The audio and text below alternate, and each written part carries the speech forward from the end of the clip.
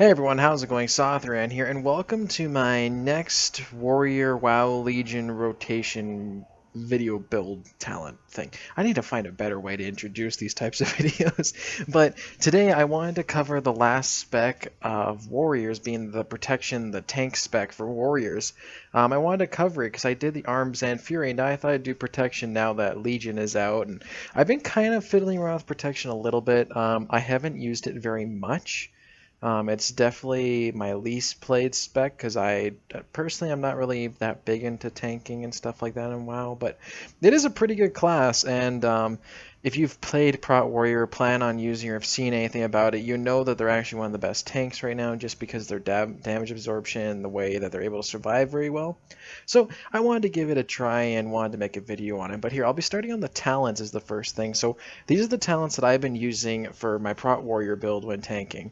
So the first one I've been using is Shockwave, which pretty much the only reason I've been using this is this class doesn't have a lot of AoE attacks to generate rage, or sorry, not rage, aggro. Um, so when you're actually like fighting and you're pulling a lot of things, sometimes things might get away from you, especially if you're a new tank like I am.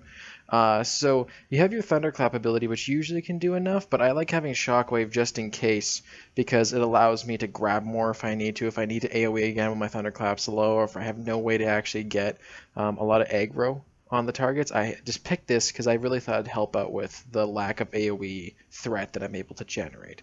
The next one that I picked is Inspiring Presence. It allows your allies within 60 yards, causing them to be healed for 3% of all damage they deal. This is nice because it kind of just gives the healer a tiny bit of a break, especially if there's DPS doing a ton of damage.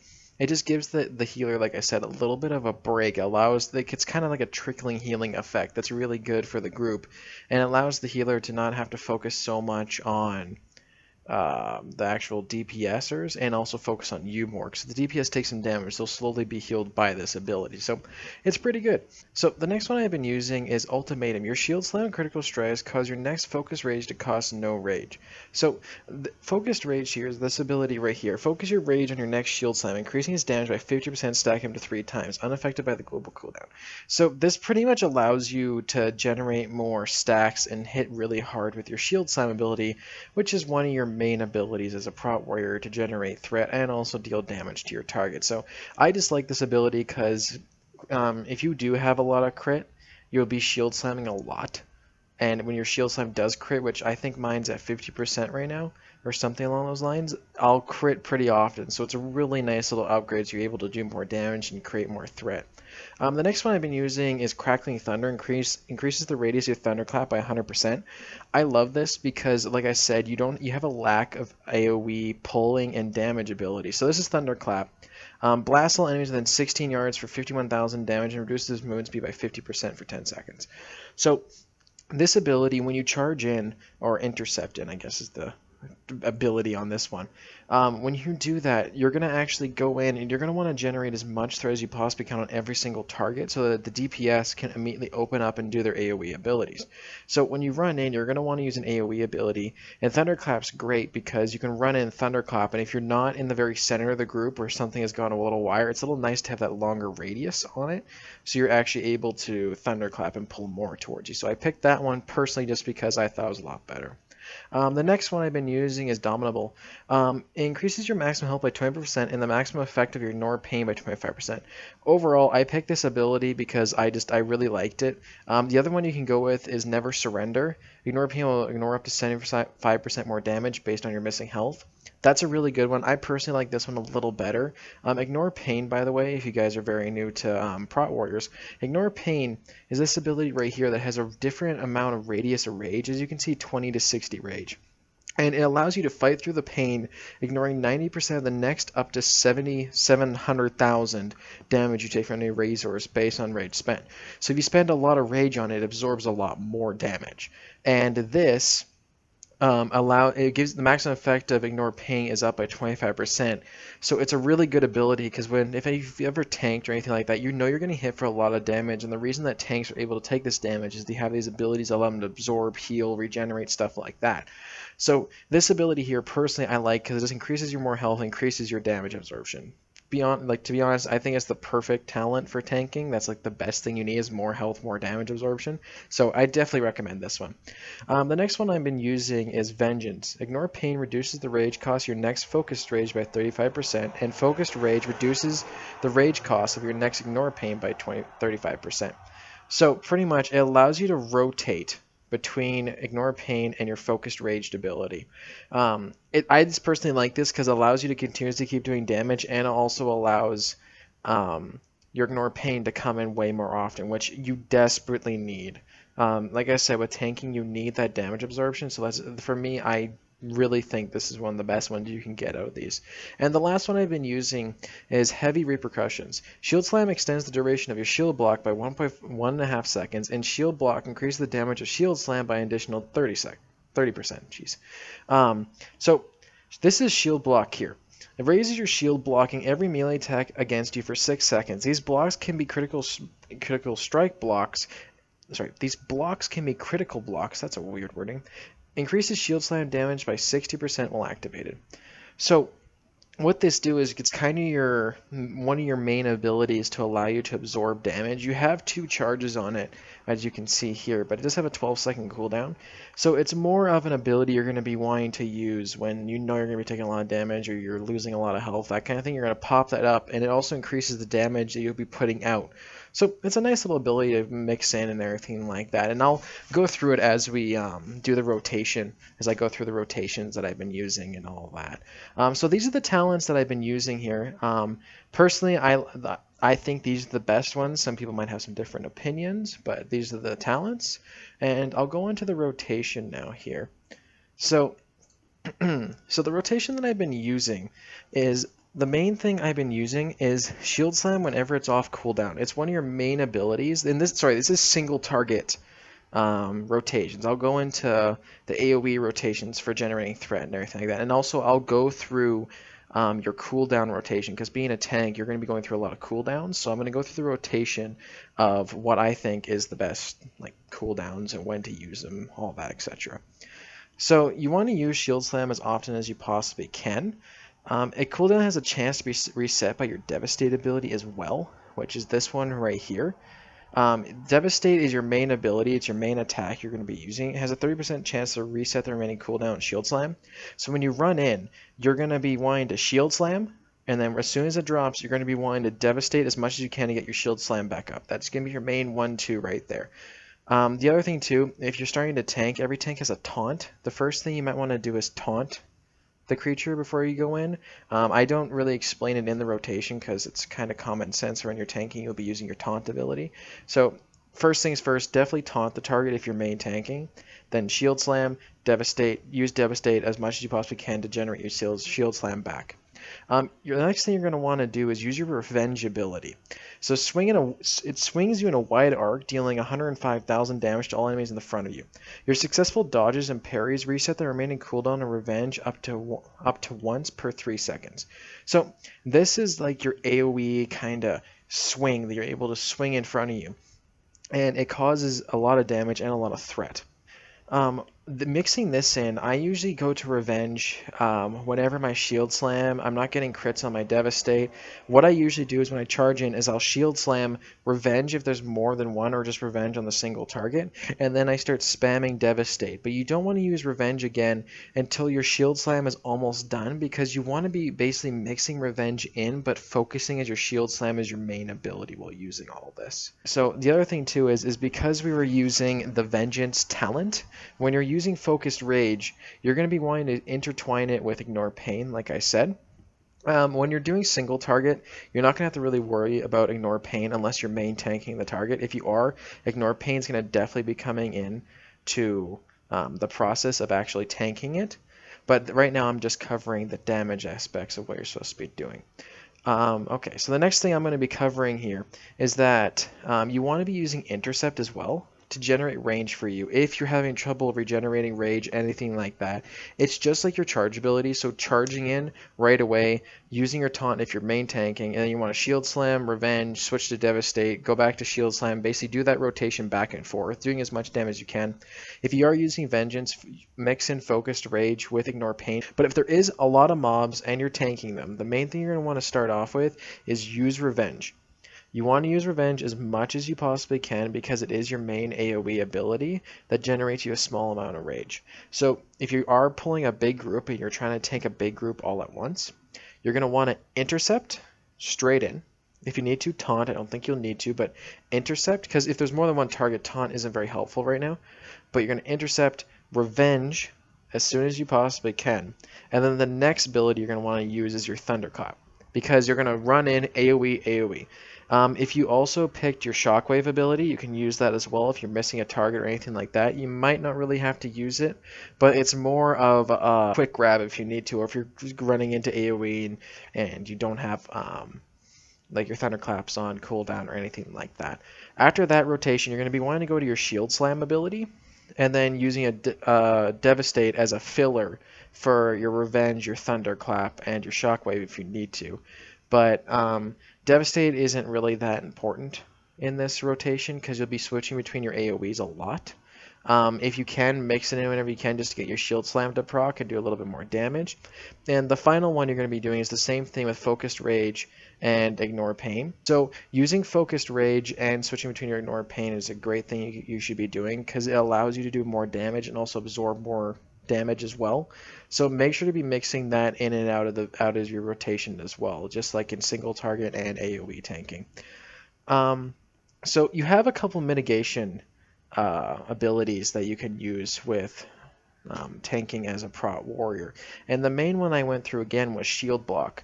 And like I said, it is it's basically one of your best abilities to use so you can take incoming damage. And and it also allows your blocks to be critical blocks, and it increases your shield damage by 60% while active. So what it can do is when you're taking a lot of damage, or if you really need to like stop, like you're low health, the healers are low on mana, stuff like that, you're definitely going to be wanting to mix these in. Shield block should be used almost constantly with your ignore pain and your focus rage. You're going to be getting in between these abilities because you want to be taking as little damage as you possibly can to take the stress off the healer. The other ability with the mitigation is your ignore pain. Ignore pain is it's kind of your staple of your class with your shield block ability because it allows you to absorb a lot of damage, and when you're shield block, because it does only have 2 charges and has a 12-second cooldown, ignore pain is kind of your middleman in between this because you're allowed to use this not on a cooldown. It uses a lot of your rage, but like I said, you'll be generating a lot of rage while using these builds and not using a lot of it right away. So what you're going to be wanting to do is mix in ignore pain with your focused rage and your shield block, but use ignore pain in between your shield block. So the next thing I wanted to go through was the cooldown abilities with your tanking. One other thing I wanted to add before I go into the cooldowns, you have Demoralizing Shout, which is another ability. It's an AoE kind of scream. You kind of yell out, and everyone within 10 yards, it reduces their damage they do by 20% for 8 seconds. So this is a really good ability to use at any time. You want to have this up on your targets constantly. Because it has a 1.5 minute cooldown though, it's going to be a little hard to actually mix it into your rotations, but it's the same thing as your battle cry. You want to use it as often as you possibly can and have it constantly on your targets as much as you can. Just because it does reduce their damage for 20% for 8 seconds, it is really good for when you're tanking. So you definitely want to be using this as much as you possibly can, just like if you were using DPS class and using battle cry. Now going on to the cooldowns and the different abilities you have as a warrior. The first one I'll be covering is Shield Wall. It reduces all damage you take by 40% for 8 seconds. As you notice, this has a 4-minute cooldown, so it's a little insane of a cooldown. It's a very long cooldown. But you want to use this ability right before you take a large amount of damage. Since it lasts for actually a reasonably long time, it's really good to use if like he's channeling an ability or something at you, if your other abilities are on cooldown, if you're in an AoE situation. Because it lasts so long, it's a really good ability to use in raids in any situation, but you only want to use this if you know you're about to take in a lot of like big amounts of damage. If you have deadly boss mods, it'll warn you when a deadly ability is being used, so this might be one of the abilities you want to jump to if it's on cooldown, but don't use it very willy-nilly. You only want to use it when you know you might die from this next ability or you're taking a lot of damage, stuff like that. The next ability I'll be covering is Last Stand. Increases current and maximum health by 30% for 15 seconds and has a 3-minute cooldown. You should be using this ability when your health is dropping very dangerously low, and also preparing for a large amount of damage and all your other abilities are on cooldown, and there's no way for you to like intercept this damage without taking it straight to your health. It can also be very useful when your healer is low on mana or the healer is stunned or any reason the healer can't get to you. Using this ability, increasing your health by 30%, is always like, it's really good because if you're dropping in the low percentages, you can immediately use this and you're right back up in a survivable range, and gives the healer a little bit of a breather and yourself for your cooldowns to regenerate. And especially because it lasts for 15 seconds, it allows you to have that little breathing room, which is kind of nice to have in tanking, because tanking can be quite stressful, so it's a nice little thing to have. The next ability I wanted to cover was the Demoralizing Shout, which I just covered before. Same thing, you just want to be using this as much as you can. It's a great ability. You want, like, every fight, any possible situation, use this ability as soon as it's off cooldown. The next ability you have is Spell Reflection. It raises your shield, reflecting spells, casting, or reducing magical damage you take by 30% for 5 seconds, or until spells reflect. This is pretty good because if the DPS is unable to interrupt a spell, or somebody's casting a spell at you, if you're PvPing and a big spell's coming, using this ability is really good because it actually reflects the spell back at the target and makes it so it doesn't hurt you. It's not about doing a lot of damage to the other target, it's about avoiding the damage on you. So in some boss fights, they have interruptible spells like a Shadow Bolt, a Fireball, stuff like that. If your health is going down a lot, proccing this against a spellcaster boss or mob is really good because you're able to reflect that one spell that might allow the healer a little bit of breathing room to heal you back up with the health that you've been missing in this encounter. And the last ability is actually one of the best abilities for your class, and I wanted to wait till now to talk about it in the rotation. This ability is really good. With a 45-second cooldown, it is one of your best abilities because it is your artifact ability. This ability should really be used whenever you think you're going to be taking a ton of damage or unblockable attacks, and you want to be making sure you're using it as much as possibly can, because what you do is actually an animation will appear and you'll put up your shield. You enter a defensive posture, critically blocking all attacks with a stream of shadow flame erupts from the scale of the Earthborn. So that's your artifact shield, which is right here. Pretty cool looking. I like it. Where was I? It deals a small amount of damage, not very much, to all enemies in front of you. You can use defense abilities while this is active. This is amazing because it causes you to actually critically block all incoming attacks. And critically blocking all the incoming attacks means that during this time you're actually able to basically not take any damage, and allows the healers, if you have low health, all that up. It also allows you to use all your defensive abilities well in it. So this is really good because you can actually proc this, and when you know you're about to take a lot of damage, you can proc this and use all your other abilities to try and survive. So this is kind of like the linchpin in your class build, because this shield, you want to be using this as much as you can whenever you know you're going to be taking a lot of damage, because this shield ability will actually intercept so much damage for you and allow everyone to catch up, or allow your health to catch up. It's to be honest, I love it because it's such a cool ability, and it's also very useful for your class just because it is able to stop all the damage, and you can use your defensive abilities while you're doing it, and it does a small amount of damage. Tanks don't do very much damage. It's kind of funny when you see the big crit numbers, the big hits when you're tanking and stuff like that, and you're like, wow, I'm doing damage. Then you look at the DPS meters and you notice that a hunter's 250k above you. So damage is really important about this ability, but it's definitely like the staple of like incoming damage and your cooldown abilities. The last thing I wanted to do and cover was, being a tank, you have your taunt ability, but another cool little trick is using Heroic Leap will restart the remaining it resets the remaining cooldown on taunt. So you can taunt, and if you need to take like the main boss away from somebody or something's running, you can actually heroic leap towards it, then taunt it, resetting your cooldown, which I really like personally, just because it actually um, is like it's a really cool ability to have that actually resets your taunt like that. So it allows you to be a lot more mobile and actually take raid or aggro if you need to, if the target is run away, or if you're fighting off a mob and you need to take the boss off somebody, stuff like that. It's really helpful to be able to move so quickly and then taunt them immediately after.